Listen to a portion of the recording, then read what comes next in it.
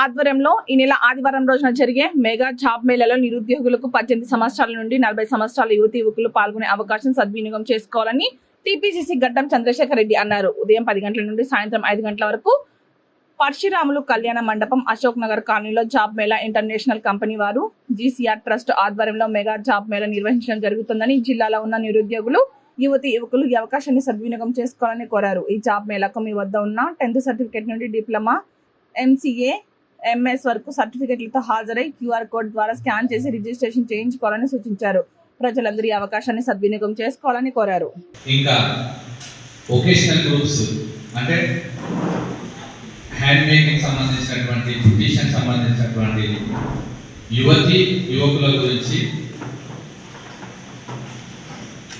మనం అంటే GCR trust ద్వారా గతంలో మేము చేసినటువంటి కార్యక్రమాలు, సేవా కార్యక్రమాలు కావచ్చు, సామాజిక సేవా కార్యక్రమాలు కావచ్చు, వాటితో పాటు ఈ నెల 22వ తారీఖు ఆదివారం రోజు నాడు కామారెడ్డి న్యూ బస్ స్టాండ్ దగ్గర ఉన్నటువంటి పరశురాములు ఫంక్షన్ హాల్ వేదికగా చేసుకొని జీసీఆర్ ట్రస్ట్ ద్వారా సుమారు ఒక 4,886 ఉద్యోగుల గురించి అటువంటి అప్లికేషన్స్ తీసుకోవడం జరుగుతున్నది. ఇందుకు గాను మన జీసీఆర్ ట్రస్ట్ ఆధ్వర్యంలో సుమారు 22 కంపెనీలతో సంప్రదింపులు జరిపాము. ఇందులో multinational companies, pharma companies, telecom companies, దీంతో పాటు మిగతా ఇండస్ట్రీస్ ఇవన్నీ కూడా అప్రోచ్ కావడం జరిగింది.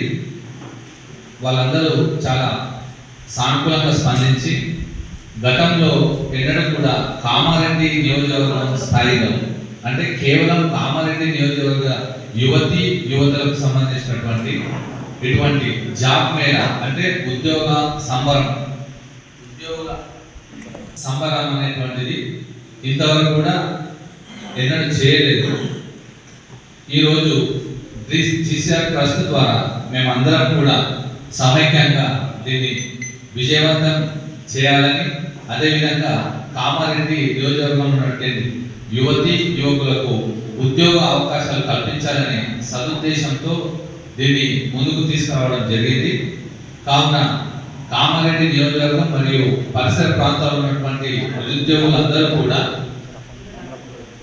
మా ఈ జీసీఆర్ ట్రస్ట్ ద్వారా నిర్వహించేటువంటి ఉద్యోగ మేళాలో వాళ్ళు డైరెక్ట్ కూడా స్కానర్ ద్వారా వాళ్ళ అప్లికేషన్స్ ఆన్లైన్ కూడా మాకు పంపించవచ్చు. దాదాపు నిన్న మధ్యాహ్నం 2 గంటలకు మనము పోస్టర్ రిలీజ్ చేయడం జరిగింది. ఈ 2 గంటల నుండి ఇప్పటి వరకు సుమారు ఒక 160 అప్లికేషన్లు కూడా ఆన్లైన్ ద్వారా మనకు వచ్చినాయి. చాలా సంతోషము. ఇప్పటి నుండి ఇంకొక 9 రోజుల గడువు ఉన్నది. మనకు ఆఫ్లైన్ ద్వారా, ఆన్లైన్ ద్వారా కూడా అప్లికేషన్ స్వీకరిస్తాము. మనకు మొత్తం సుమారుగా 2000 మంది నిరుద్యోగులు ఇందులో పాల్గొనేటువంటి అవకాశం ఉంది. కాబట్టి ఈ ఉద్యోగ మేళాలో నిరుద్యోగులు ఉద్యోగం రావడం వల్ల మధ్యతరగతి మరియు కింది స్థాయి కుటుంబాలు, వాళ్ళ కుటుంబ పోషణ అయినటువంటి భారమైనటువంటి కుటుంబాలు కూడా దీని ద్వారా లబ్ధి పొంది వారి యొక్క జీవన మరగడ స్థాయి మంచి విధంగా ముందుకు సాగాలనే ఆలోచనతోని, ఒక చక్కటి సదుద్దేశంతో ఈ కార్యక్రమం అనేటువంటిది ఏ పార్టీలకు కానీ, ఏ వ్యక్తులకు కానీ, కుల మతాలకు అతీతంగా ఇది నిర్వహించడం జరుగుతుంది. కావున కామారెడ్డి నియోజకవర్గ యువతి యువకులు అందరూ కూడా దీన్ని సద్వినియోగం చేసుకోవాలి. ఇందులో 10th, inter, degree, PG, diploma, engineer, IIT ఎవరికైనా అవకాశాలు ఉన్నాయి. కాబట్టి దీని అందరూ కూడా చక్కగా వినియోగించి ఈ కార్యక్రమాన్ని సద్వినియోగం చేసుకోవాలని చెప్పేసి అందరికీ కోరుకుంటున్నాము. దీంతో పాటు కామారెడ్డిలో ఇటువంటి నిరుద్యోగులకు సంబంధించినటువంటి ఉద్యోగ మేళా అనేటువంటిది గతంలో ఎన్నడూ కూడా జరపలేదు. మా జీసీఆర్ ట్రస్ట్ ద్వారా ట్రస్ట్ సభ్యులందరూ కూడా ప్రతి సంవత్సరం, ఈసారి ఒక 50 డేస్ లేట్ అయింది, ప్రతి సంవత్సరము ఫిబ్రవరి నెలలో కండక్ట్ చేస్తాము. ఈ ఏదైతే 2026లో చేస్తున్నామో అదేవిధంగా 2027, 28, 29, 30 కంటిన్యూ కూడా ఈ జాబ్ మేళ అనేటువంటిది కంటిన్యూ చేస్తామని తెలియజేస్తూ ఈ అవకాశాన్ని కామారెడ్డి నియోజకవర్గ మరియు పరిసర ప్రాంతాల నిరుద్యోగులందరూ కూడా సద్వినియోగం చేసుకోవాలని కోరుకుంటున్నాను. Thank you. ఈ కాపీ కూడా మీకు ఇప్పుడు ఇచ్చేస్తారు. 22 కంపెనీలు వాళ్ళ వేకెన్సీస్ కూడా ఉన్నాయి. వేకెన్సీస్ కూడా పక్కన రాసి పెట్టినాము. ఆ 22 కంపెనీలది వేకెన్సీస్ కూడా మీకు ఇప్పుడు లిస్ట్ ఇచ్చేస్తాము. 4886 వేకెన్సీస్ ఉన్నాయి. 22 కంపెనీలు ఉన్నాయి. ఇవి కాక కూడా మనకి ఇప్పుడు నిన్న పోస్టర్ రిలీజ్ అయినాక 3-4 కంపెనీలు అంటే మన విక్నూరు ఎంఎస్ఎం కంపెనీ వాళ్ళు కూడా మనకు అప్రోచ్ అవ్వడం జరిగింది. HDFC bank Hyderabad head office నుంచి కూడా మనకు కన్సల్ట్ అవ్వడం జరిగింది. వాళ్ళకు కూడా రిక్రూట్మెంట్ అవసరం ఉందని చెప్పేసి దీంతో పాటు ఇంకొక 10-12 కంపెనీలు మళ్ళీ మనకు ఆడేది సుమారు 40 కంపెనీల దాకా కూడా మనకు వస్తాయి. ఆ రోజు ఏదైతే 22వ తారీఖు మనము సండే రోజు పెట్టుకుంటున్నామో ఆదివారం రోజు నాడు ఎంట్రన్స్ లోనే పెద్ద బ్యానర్ ఉంటుంది.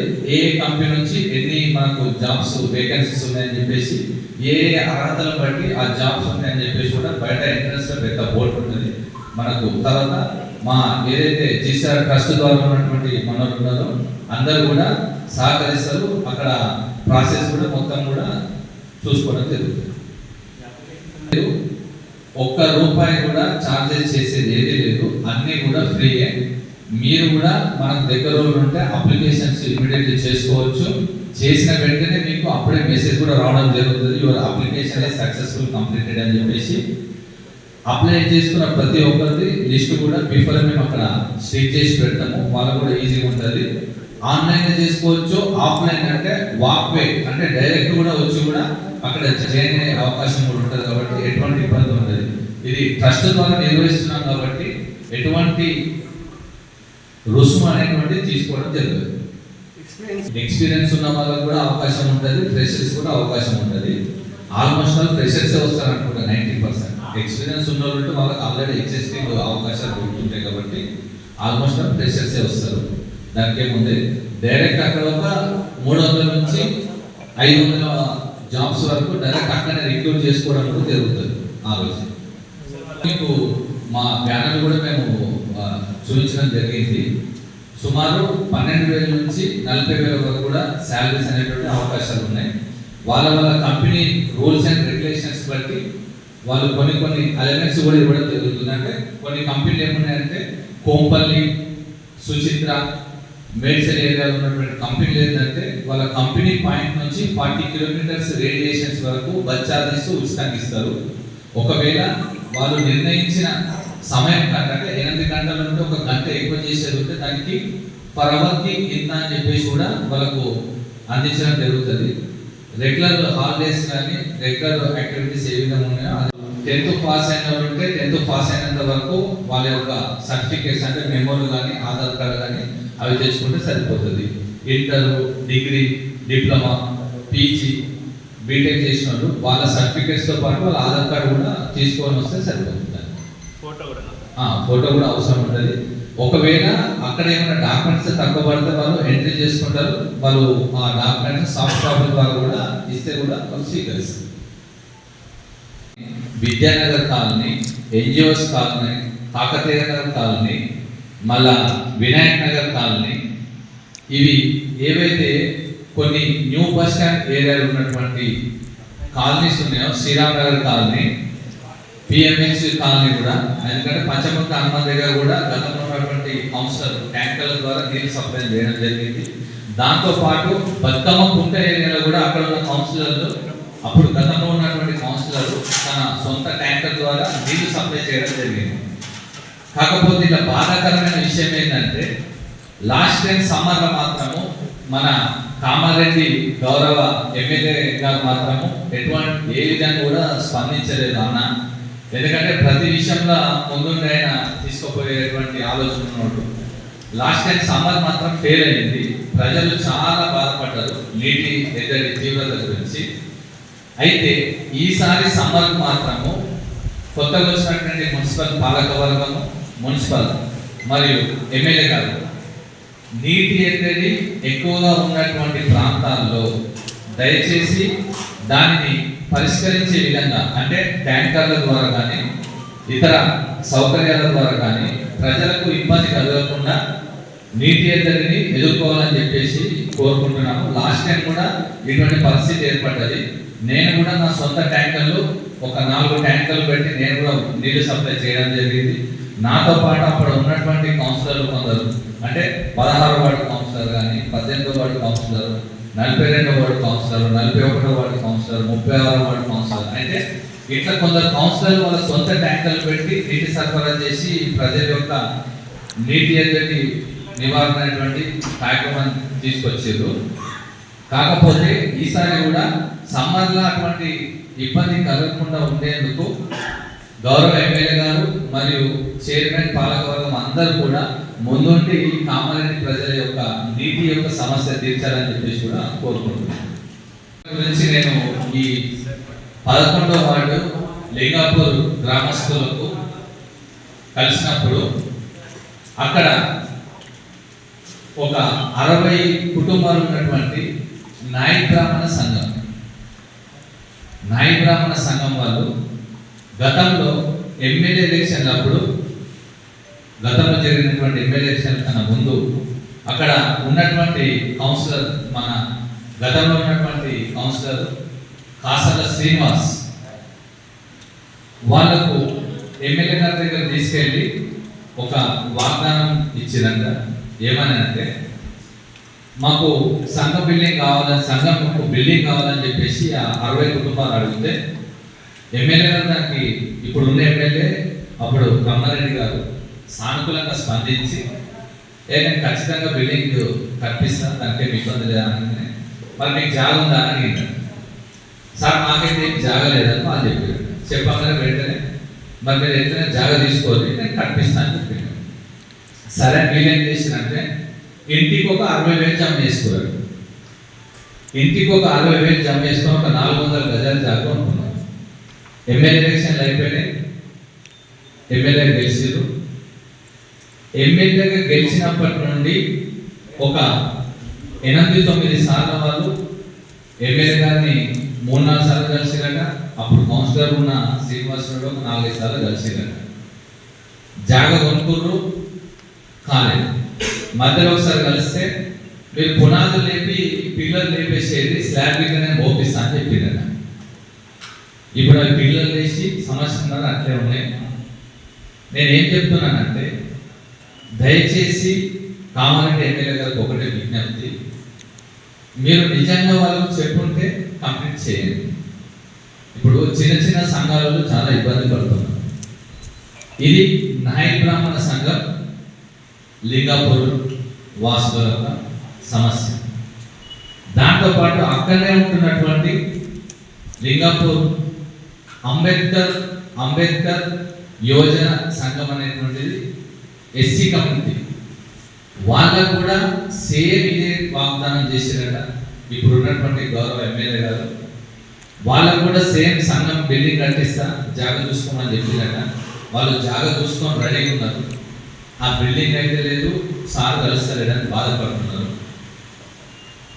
దయచేసి ఈ చిన్న ఏవైతే అంశాలు ఉన్నాయో ఎమ్మెల్యే గారు సత్వరమే మీరు సొంతగా హామీ ఇచ్చినటువంటి విషయాలు, ఈ కుల సంఘాలకు సంబంధించినటువంటిది, మళ్ళా గుడిలో కూడా ఇప్పుడు కామారెడ్డిలో కొన్ని గుళ్ళో కూడా సార్ చెప్పారట ఎమ్మెల్యే గారు కాలేదని చెప్పి వాళ్ళు బాధపడుతున్నారు. కామారెడ్డి పట్టణ పెరక సంఘం వాళ్ళకు కూడా సుమారు ఒక 8-12 లక్షల వరకు షెడ్ వేపిస్తా అని చెప్పిండట. వాళ్ళకు కూడా రాలేదట. కాదు మన ఈ ఎన్జిఓస్ ఉన్నటువంటి శ్రీ సీతారామాంజనేయ స్వామి హనుమాన్ టెంపుల్ వాళ్ళకు ఒక 10 లక్షల వరకు స్లాబ్ వేపిస్తా అని చెప్పిండట. వాళ్ళకైతే లేదట. దయచేసి నేను పత్రికా ముఖంగా ఎమ్మెల్యే గారిని ఒకటే కోరుకుంటున్నాను, ఏదైతే చిన్న ఈ కుల సంఘాలు గుడిలకు మీరు ఇస్తానన్నటువంటి స్లాబ్ వేపిస్తా, రేకుల షెడ్ వేపిస్తా అని చెప్పినటువంటి విషయాలు ఉన్నాయో దయచేసి అవి మా దృష్టికి వస్తున్నాయి కాబట్టి, మా దృష్టికి వచ్చినాయి, ప్రజలు కోరుకుంటున్న విషయం మీ ముందుకు తెలియజేయడం జరిగింది.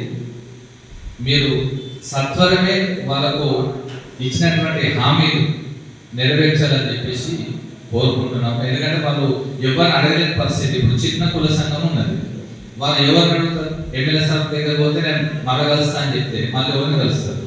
కిందున్నోళ్ళు తీసుకొచ్చి కల్పించే పరిస్థితి లేదు. ఎందుకంటే వాళ్ళు కొద్దిగా ఎంత ముందు అవుతారు కదా. ఎందుకంటే మేము కలిస్తే సార్ ఏమంటాడు, ఏదంటాడు అని, ఇవాళ కలుస్తాము, రేపు కలుస్తాము, ఎల్లుండి కలుస్తామని కాకుండా కామారెడ్డి నియోజకవర్గంలో మీరు ఎక్కడెక్కడైతే చిన్న చిన్న హామీలు ఇచ్చిర్రో, గుళ్ళకు కానీ, కుల సంఘాలు కానీ, భవనాలకు కానీ పెండింగ్ ఉంటే ఖచ్చితంగా తెప్పించుకొని సత్వరమే పూర్తి చేసే విధంగా మీరు చేయాలని చెప్పేసి పత్రికా ముఖంగా కూడా కోరుకుంటున్నాను. క్షేత్రంలో ఉండి ప్రజల చేత ఎన్నుకోబడ్డాక నా సొంత అనే విషయం ఉండదు. ఇది క్లియర్. ప్రజల మనిషిని చెప్పినాక నా సొంత అని ఉండదు. ఒకవేళ నా సొంతంగా నేను ఇచ్చిన దానికి నువ్వు అడిగేది ఎవరనంటే మీరు రిజైన్ చేసేస్తే అల్టిమేట్గా మీరు నేను ఎవరు అడగదు. అప్పుడు నీకు ఎమ్మెల్యే పదవి ఉండదు, నేను అడిగేటువంటి బాధ కూడా మాకు ఉండదు. అంతే కదా, ఎవరైనా సరే నువ్వు ప్రజాక్షేత్రంలోకి పోతున్నావు కాబట్టి ఈ హామీలు చేస్తా అని చెప్పి ముంగడిపోయావు. ఎవరైనా సరే హామీలు నెరవేర్చలేకపోతే నువ్వు ఇది చేయాలని అంటలేము, మేము నెరవేర్చమని రిక్వెస్ట్ చేస్తున్నాం. దాంట్లో తప్పే ఉండదు, అడగడంలో తప్పలేదు కదా. మేము ఇప్పుడు మీకు డిమాండింగ్ అడుగుతలేము, కమాండింగ్ అడుగుతలేము, రిక్వెస్ట్ అడుగుతున్నాం. తప్పేముంది? వాళ్ళు నాయ బ్రాహ్మణ సంఘం అంటే చిన్న సంఘం ఉన్నది. వాళ్ళు ఎవరిని అడుగుతారు? 60 కుటుంబాలు. వాళ్ళు రోజు వాళ్ళ వృత్తి పని చేసుకుంటే 200 నుంచి 500, 1000 రూపాయలు వాళ్ళకు జీవన వృత్తి ఉంటుంది. అటువంటి వాళ్ళు 60,000, 70,000 60 కుటుంబాలు జమ చేసుకొని మీ గురించి ఎదురు చూస్తున్నారు అంటే అది మంచిది విషయం? మంచి విషయం కాదని చెప్తున్నాం మేము. మీరు మీ సొంతంగా మాటించారని చెప్తున్నాం దానికి. అంతేగాని మీరు చెప్పలేంది, మీరు చెప్పకూడదు చెప్పినంటే మంటలేదు. మీరు చెప్పిన వాగ్దాన్ని నెరవేర్చుకోమని చెప్తున్నాము. నాయ బ్రాహ్మణ సంఘంకైనా సరే, అంబేద్కర్ యువజన సంఘంకైనా సరే, ఇప్పుడు చిన్న చిన్న గుళ్ళకైనా సరే, దాంట్లో తప్పేమున్నది? ఆయన చెప్పితే అడిగేది.